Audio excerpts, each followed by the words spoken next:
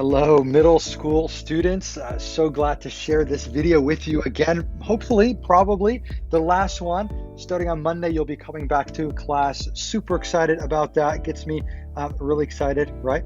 But yesterday, I posted a riddle and I was very impressed. Almost all of you guys eventually got it.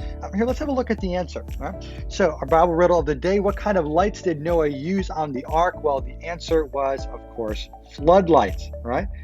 Excellent job. Later today, I'll post another one for you guys to try to figure out. But great job. Great job. All right, let's dive in because you notice a huge word that was on our opening slide. It was the word meta-narrative, and we'll talk about that in a minute. But first, a quick story. Now, a couple of years ago, we went on a missions trip to Holland, the country where I am from, and we went to a city called Amsterdam. Now, Amsterdam is known for many things, but it's sadly also known for a place where many people don't know God or want anything to do with Him.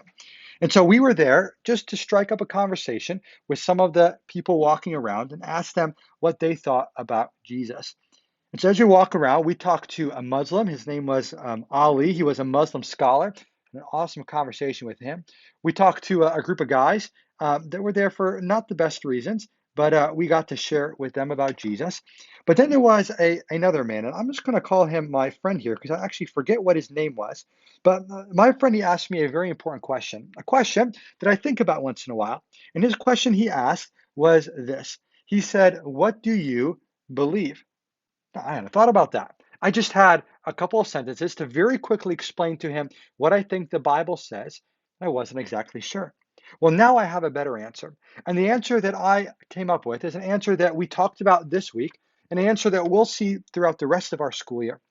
The answer, a one sentence summary of the Bible, could be this. First, God created the world. It was a perfect world because He is a perfect God. Then humanity, Adam and Eve, they sinned, which caused the fall away from God, and sin entered into this world like a disease, infecting everyone that was born. But God started this rescue plan, which is the third part of the Bible's story. Now, all of these small stories in the Bible about Noah and David and Solomon and the prophets and other heroes, they build up to Jesus, who died on our behalf, giving us the cure for our sin disease. Now, you and I are living right over here. The timelines that you guys did on a Wednesday fit right over there. And God is busy to eventually restore the entire world, to bring things back to what they used to be, but now with all of the people in it who believe in His Son Jesus.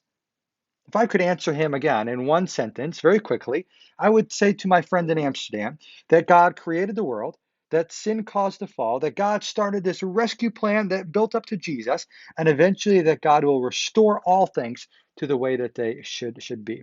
Creation, fall, rescue, restoration. Now, we summarized it in a little bit of a longer way using this sentence yesterday. The message of the Bible is how God rescues His creation, which is us, from sin back to a relationship with Himself through the promising and the coming of Jesus.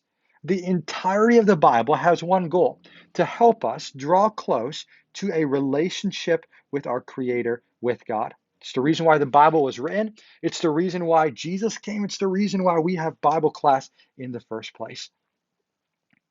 Now, you saw this word at the beginning, meta-narrative. Now, meta-narrative would be an instant hangman kill if you're playing hangman, all these crazy letters, but it actually is two different words. The first word is meta.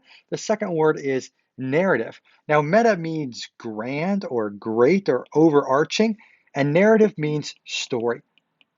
And so the big overarching story of the Bible, the meta-narrative, is creation, fall, rescue, restoration.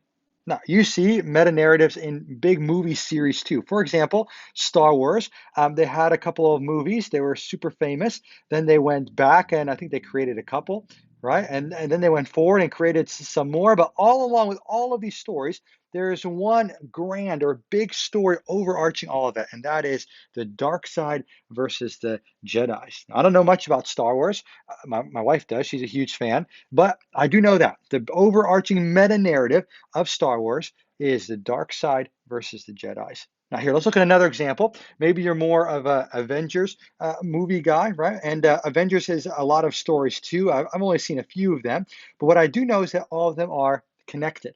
And they're all connected in their battle against a guy named Thor, right? So meta-narrative, grand narrative, we see that in our movie series today as well.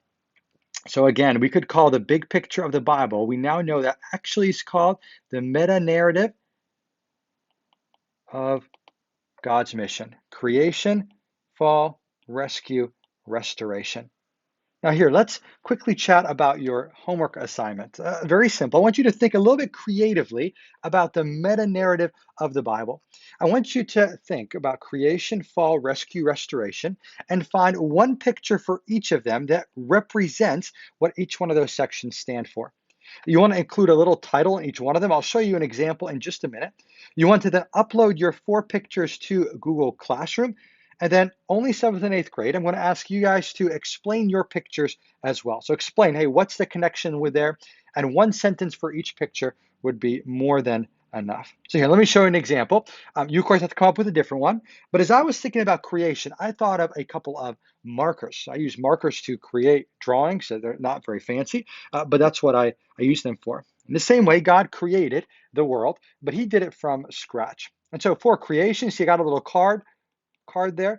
For creation, I used the example of markers. Now, after creation comes the fall, and for the fall, I have a knife. Now, I've never used this on a human. I don't recommend that you would do that either, but you could do a lot of damage with a knife, right? And so for the fall and the sadness that comes with that, I chose a knife.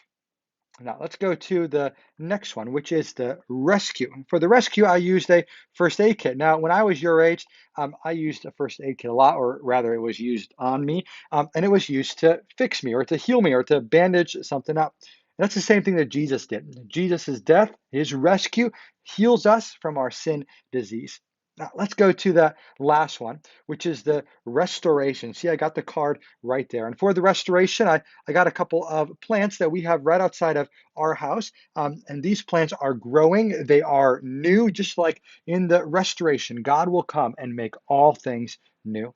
So again, you'll want to think about each one of those 4 sections, write them on a little card, put them by a picture. If you're 7th or 8th grade, you want to just write a sentence or 2 with it. That can be in a Google Doc or the comment section, or you can write that on a Post-it note and take a picture of that as well, whatever is easiest. Now, a couple of tips to help you get started. First off, again, grade it on completion. I want you to think creatively about this. You may, of course, work together with others. If your parents are fine with it, hop on a FaceTime call, see what your friend is doing. It might be easiest to take pictures on the phone that has the Google Classroom app, just because it makes it a little bit easier to upload. So maybe your parents can help you out with that. And then if you get stuck, feel free to shoot me an email throughout our day, and I'll try to get back to you as fast as I can. Hey guys, great job on your homework assignments. Very impressed with how you've worked this week, and I'm getting very excited to see you in person again, hopefully soon.